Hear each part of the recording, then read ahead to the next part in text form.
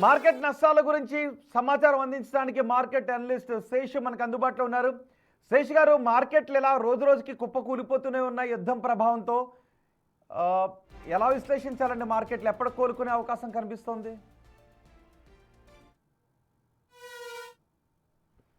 Last 1 week 10 days నుంచి మనం చూస్తున్నాము. అటు యుఎస్ అండ్ ఇరాన్ ఏదైతే వార్ అనేది స్టార్ట్ అయిందో అప్పటి నుంచి గ్లోబల్ మార్కెట్స్ పతనం స్టార్ట్ అయింది. మనది దానికి ముందు నుంచే మనది వీక్గా ఉంది. సో ఈ ఈ వార్తల కారణంగా మరింత నిఫ్టీ కిందకి రావడం జరిగింది.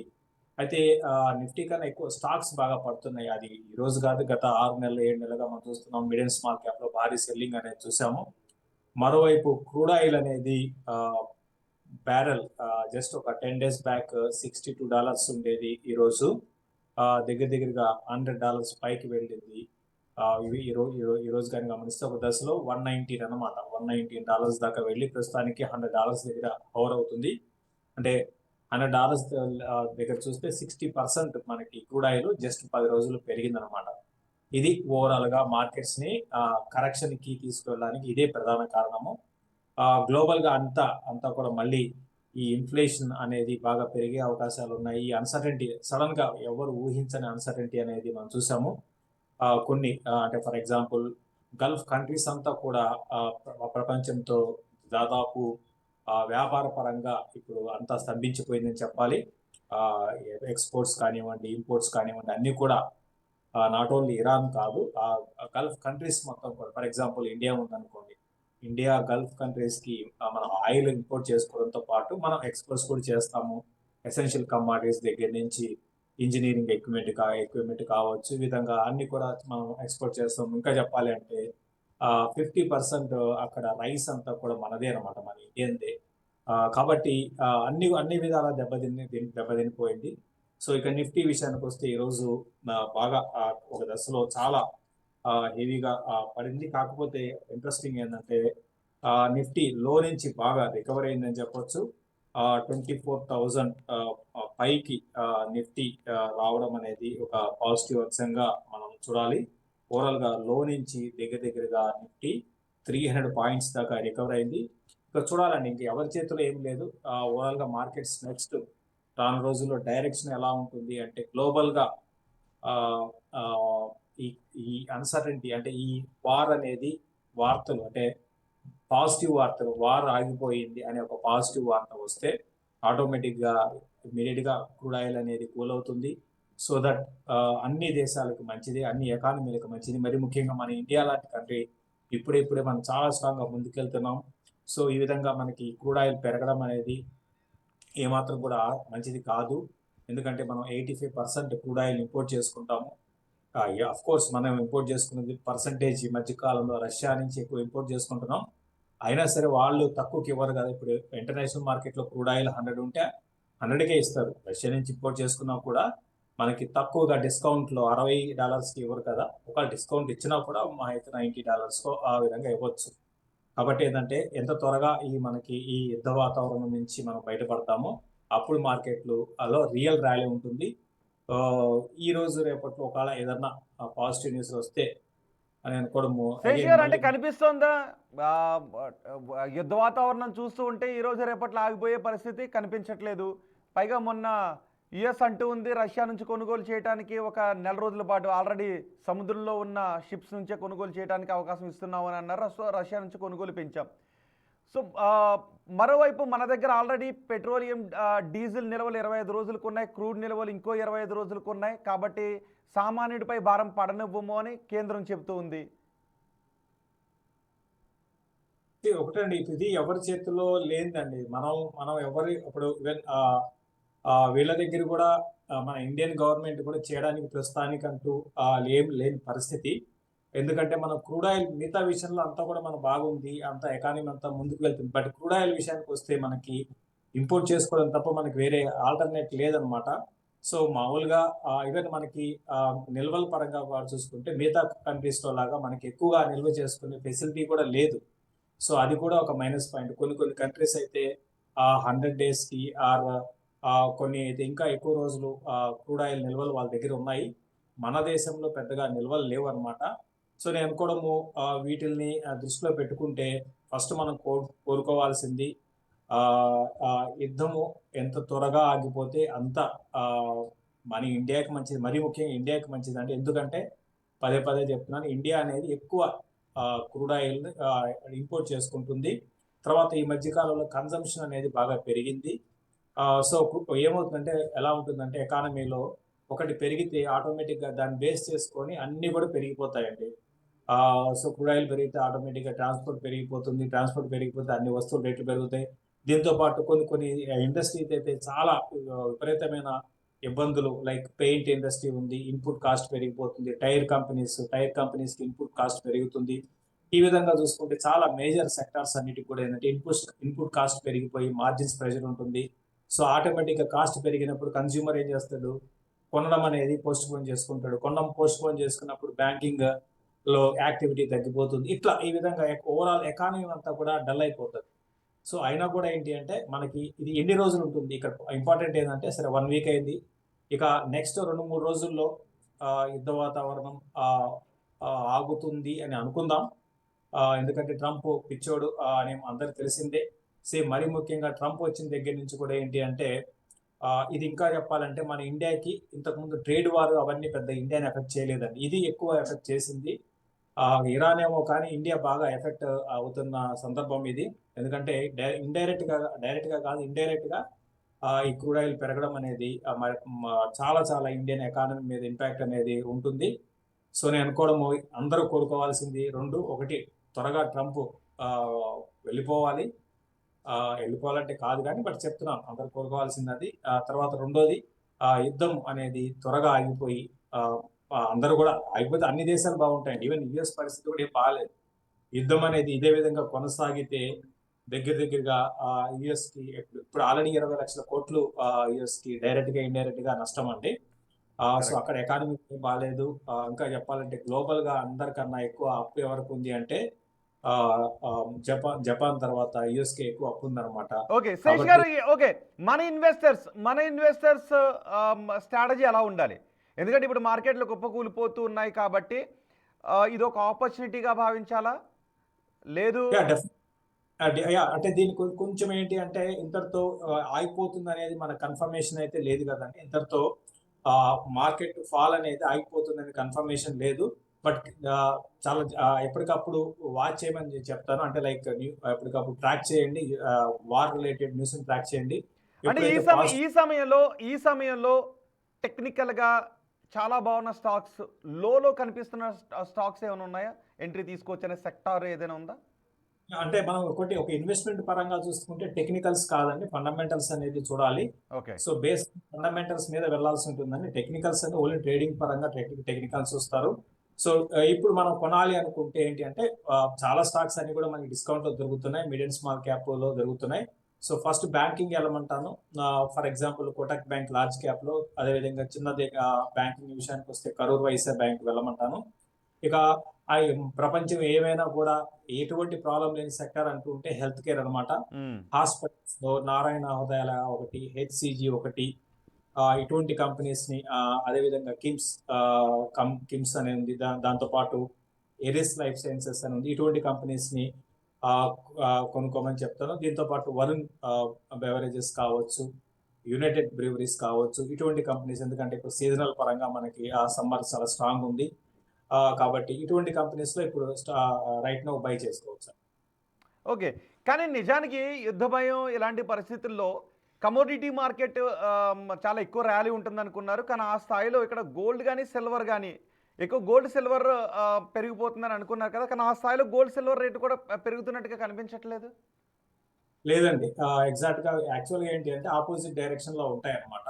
అంటే ఎప్పుడైతే ఇటువంటి టైంలో, అంటే మరీ ముఖ్యంగా అన్సర్టెనిటీ ఉన్నప్పుడు, యుద్ధ వాతావరణం, యుద్ధాలు జరుగుతున్నప్పుడు స్టాక్ మార్కెట్స్ వీక్ అయ్యి గోల్డ్ సిల్వర్ అంటే ప్రెషియస్ మెటల్స్ అంటారు, దాని వైపు బయింగ్ వెళ్తుంది. అయితే ఇది ఆల్రెడీ పెరిగి ఉన్నాయి గోల్డ్ సిల్వర్స్. వాటి పెరగాల్సిన దానికన్నా మనకి లాస్ట్ ఒక 1.5 year లో అంటే ఇన్ని రోజుల్లో ఎప్పుడు లేని ర్యాలీ అనేది, హిస్టరీలోనే లేని ర్యాలీ అనేది లాస్ట్ 1.5 year లో మనం గోల్డ్ సిల్వర్లో చూసాము. కాబట్టి అక్కడ కొంచెం భయం వచ్చింది కానీ బట్ సస్టైన్ కాలేదు. నేను కూడా గోల్డ్ సిల్వర్లో ఇంకా పడడానికి అవకాశం ఉంది, పెరగడం పక్కన పెట్టి మళ్ళీ రేపొద్దున కొంచెం ఈ పాజిటివ్ న్యూస్ కానీ వచ్చి కొంచెం మళ్ళీ అంత పీస్ అనేది పీస్ స్టాక్స్ ఏమైనా స్టార్ట్ అయితే ఒక్కసారి గోల్డ్ సిల్వర్లో పానిక్ సెల్లింగ్ అనేది స్టార్ట్ అవుతుందండి.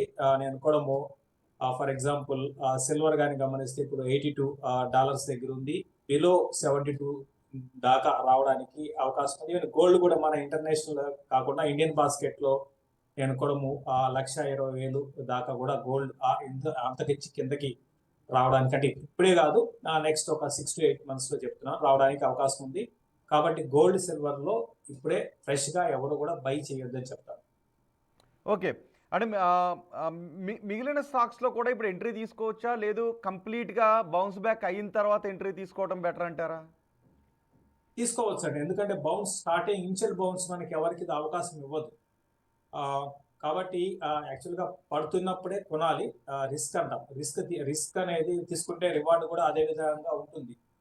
అయితే మనం ఎగ్జాక్ట్ గా ఏంటి అంటే, ఇప్పుడు సపోజ్ మనం ₹100 కొనాలి అనుకుంటే ఈ రోజు అంటే ఈ రోజు ఇట్లా పడినప్పుడు ఒక ₹30 ఇన్వెస్ట్ చేయడము, తర్వాత మళ్ళీ మనకి ఎగ్జాక్ట్ ఇది లో అనేది బాటం అనేది ఎవరు కూడా ప్రపంచంలో ఎవరు కూడా చెప్పరు.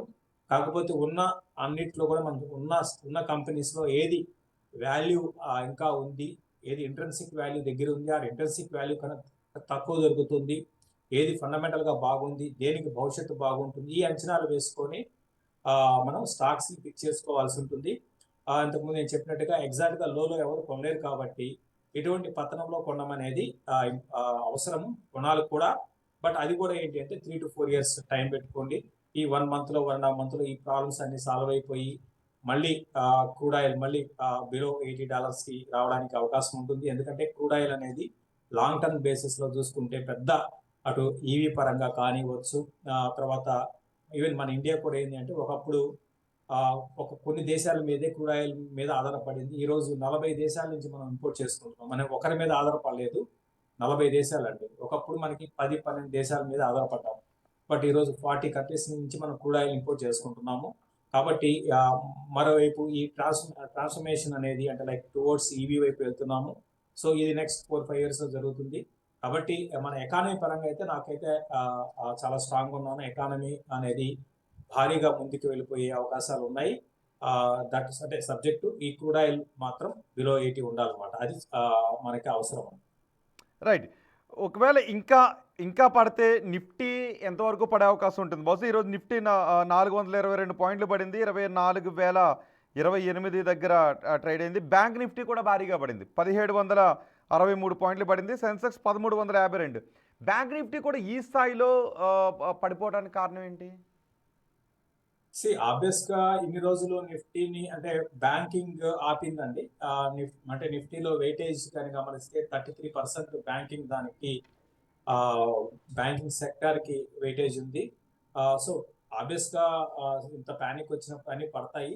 అయితే ఇంట్రెస్టింగ్ ఏంటంటే ఇంత నిఫ్టీ లో నుంచి బాగా రికవర్ అయింది, చాలా చాలా స్ట్రాంగ్ గా రికవర్ అయిందని చెప్పొచ్చు. ఎందుకంటే ఈ రోజు లో గాని గమనిస్తే దగ్గర 23,700 బిలో వచ్చింది అనమాట. అంటే 23,700 దాకా వచ్చింది. అంటే అక్కడి నుంచి మళ్ళీ 24,000 పైకి వచ్చింది. కాబట్టి ఓవరాల్ గా క్లోజింగ్ అనేది పాజిటివ్ క్లోజింగ్ అని చెప్తాను. అంటే మనకి 23,800 అనేది గతంలో చాలా సందర్భాల్లో ఇక్కడికి వచ్చి మళ్ళీ బౌన్స్ అయింది. బట్ ఈ టెక్నికల్స్ ఇవన్నీ కూడా ఏం పనిచేయవండి, ఇవన్నీ కూడా మనం మాట్లాడుకోవడానికి తప్ప ఇవన్నీ ఏం పనిచేయవు. ఇదంతా ఏంటంటే న్యూస్ బేస్డ్ మూవ్స్ అంటాం. అంటే బిగ్ మూవ్ ఎయిదర్ సైడ్, పడినా పెరిగినా కూడా ఎయిదర్ సైడ్ ఉంటుంది. రేపు పొద్దున ఇంకా అయిపోయింది, ఇంకా మేము ఇరాన్ తో మేము యుద్ధం చేయమని ఒక్కసారి స్టేట్మెంట్ వస్తే ఆటోమేటిక్ గా 15-20% కూడా క్రాష్ అయిపోతుంది. స్టాక్ మార్కెట్స్ బౌన్స్ అవుతాయి. ఇండియన్ మార్కెట్స్ కూడా ఒక 500-600 అంటే పాయింట్స్ ఇమీడియట్ గా రికవర్ అయ్యే సెక్టార్ ఏంటి? ఇమీడియట్ గా రికవర్ అయ్యే సెక్టార్ ఏది ఒకవేళ యుద్ధం ఆగిపోతే? యుద్ధం ఆగిపోతే ఏవైతే బాగా క్రూడ్ ఆయిల్ బేస్ చేసుకొని బాగా పడ్డాయో అవే పెరుగుతాయండి. అన్నిటికీ పాజిటివ్ అంశాలు అనుకోవచ్చు. ఇమీడియట్ గా పెరిగేవి అంటే దాదాపు అన్ని పెరుగుతాయి. ముఖ్యంగా బ్యాంకింగ్ పెరుగుతుంది, ఆటోమొబైల్ పెరుగుతుంది. సో ఇట్లా టైర్ కంపెనీస్ పెరుగుతాయి, పెయింట్ కంపెనీస్ పెరుగుతాయి. ఏవైతే ఇన్పుట్ కాస్ట్ పెరుగుతుందో పెరిగి పడిన స్టాక్స్ ఉంటాయి, అవన్నీ కూడా ఇన్పుట్ కాస్ట్ తగ్గిపోతుంది అనుకుంటే మళ్ళీ పెరిగిపోతాయి. ఓకే. శేఖర్, ఫైనల్గా అంటే ఇప్పట్లో గోల్డ్ సిల్వర్ జోలికి వెళ్లకుండా ఉండడమే బెటర్ అని అంటారు, రైట్? ఎగ్జాక్ట్లీ అండి. చాలా మంది ఏంటంటే సరే యుద్ధం స్టార్ట్ అయిపోయింది కదా, ఇవన్నీ మార్కెట్లో ఎప్పుడు డిస్కౌంట్ లోనే ఉంటాయి. అంటే నెక్స్ట్ 2 ఏళ్లలో ఏం జరుగుతుందో ఈ రోజు ముందు ఆలోచిస్తుంది, ఊహిస్తుంది. సో కాబట్టి ఏంటంటే ఇప్పుడు ఈ అయిపోయిందండి. ఇంకా వార్ అనేది దాదాపు అయిపోయింది అని తెలుసుకున్న రోజు దానికంటే ముందే ఇవి పడిపోతాయి గోల్డ్ సిల్వర్ లో. కాబట్టి డిమాండ్ అక్కడ ఒకటి, నిజంగా గోల్డ్ అండ్ సిల్వర్ కి డిమాండ్ ఉండి పెరిగితే మనం కొనొచ్చు, కానీ ఇక్కడ డిమాండ్ అంత లేదండి.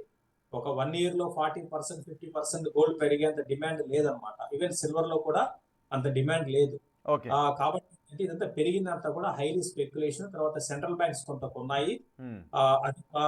అదొక ఒకటే తప్ప వేరేది కారణము నిజంగా అంత డిమాండ్ వచ్చేసి పెరగాల్సింది గోల్డ్ సిల్వర్ అయితే నాకైతే కనపడలేదు.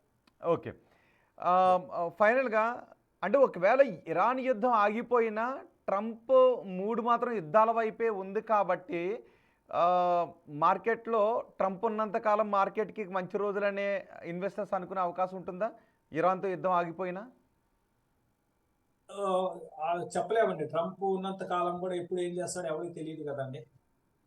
సో ట్రంప్ నిర్ణయాలు ఎలా ఉంటాయంటే ఎవరు ఊహించని అన్ఎక్స్పెక్టెడ్ ఎవరు ఊహించని అసలు ఊహకు నిర్ణయాలు ఉంటాయన్నమాట. అన్ఎక్స్పెక్టెడ్ ఏదో చేస్తాడు. సో ఈ రోజు మన వెనిజువేలా అయిపోయింది, అది పెద్ద ఇష్యూ కాలేదు. ఆ తర్వాత ఈ రోజు ఇరాన్ అన్నాడు, రేపు ఇరాక్ అనొచ్చు, లేకపోతే రేపు ఇంకో కంట్రీ అనొచ్చు. సో ఈ విధంగా ఏంటి అంటే అక్కడ ఎకానమీ పరిస్థితిని అంటే అక్కడ ఎకానమీ బాగాలేదు, దాన్ని ఏ విధంగా ముందుకు తీసుకెళ్లాలని పక్కన పెట్టి, సో ఈ విధంగా ఇప్పుడు ఒక దేశాన్ని అంటే ఇప్పుడు ఇరాన్ని తీసేసుకుంటే ఇరాన్ని మనం యుఎస్ చేతిలోకి వస్తే ఆ క్రూడ్ ఆయిల్ అంతా వాడుకో, ఇటువంటి ఆలోచనతో ట్రంప్ ఉన్నాడు. కాబట్టి చెప్పలేమండి. ఇప్పుడు ఆయన రేపొద్దున ఏం చేస్తాడో తెలియదు మనకి. కాబట్టి ట్రంప్ ఉన్నంత కాలం ఇటువంటి వోలటాలిటీ అనేది, ఇటువంటి అన్సర్టెనిటీ అనేది స్టాక్ మార్కెట్ల పరంగా కాదు, దేశాల మీద దేశాలే కుప్పకూలిపోతున్నాయి. ఈరోజు మనం గల్ఫ్ రైట్. కంట్రీస్‌కి మనకి చాలా వ్యాపార సంబంధాలు ఉన్నాయండి. క్రూడ్ ఆయిల్ పక్కన పెడితే మనం చాలా ఎక్స్‌పోర్ట్స్ చేస్తాం. స్పైసెస్ దగ్గర నుంచి, షింప్ దగ్గర నుంచి, తర్వాత రైస్ దగ్గర నుంచి, బాస్మతి రైస్ కావచ్చు. తర్వాత మన బ్రాండ్స్ అక్కడ చాలా పాపులర్ అండి. సో మన కంపెనీస్‌కి, ఎఫ్ఎంసీజీ కంపెనీస్‌కి ఇబ్బంది అవుతుంది. చాలా ఈ విధంగా అన్ని కంపెనీస్‌కి అందరూ ఒకటి దెబ్బతింటే అందరూ దెబ్బతింటారు అన్నట్టుగా. సో కాబట్టి ఏందంటే ఇది మంచి పరిణామం అయితే రైట్. కాదు. దీంట్లో హాస్పిటాలిటీ ఇండస్ట్రీ చాలా దెబ్బతింటుంది. సో దాదాపు మనం చూస్తున్నాము హాస్పిటాలిటీ దెబ్బతింటుంది. తర్వాత ఏవియేషన్ ఒకటి హ్మ్. చాలా మరి ముఖ్యంగా మన ఇండియాలో గాని గమనిస్తే ఈ ఎయిర్ టర్బైన్ ఫ్యూయల్ గాని పెరిగిందంటే మళ్ళీ ఇండిగో లాంటి కంపెనీస్ చాలా ఇబ్బంది ఫేస్ చేసే అవకాశాలున్నాయండి. Right. Thank you very much Satish గారు. యుద్ధం నేపథ్యంలో కుప్పకూలుతున్న స్టాక్ మార్కెట్స్ గురించి, ఇన్వెస్టర్స్ ఎలాంటి వ్యూహంతో ఉండాలి అనే విషయం గురించి సమాచారం అందించినందుకు, గోల్డ్ సేఫ్ బెట్ కాదు అనే అభిప్రాయాన్ని శేషు గారు వ్యక్తం చేస్తున్నారు. అండ్ యుద్ధం ఆగిపోయిన తర్వాత మార్కెట్లో మళ్ళీ బౌన్స్ బ్యాక్ అయ్యే అవకాశం ఉంటుంది కాబట్టి మార్కెట్లో ప్రతి ఫాల్ ఒక ఆపర్చునిటీగా తీసుకోవచ్చు, కానీ కొంత కాషియస్గా ఉండాలి అనే అభిప్రాయాన్ని ఆయన చెప్తున్నారు.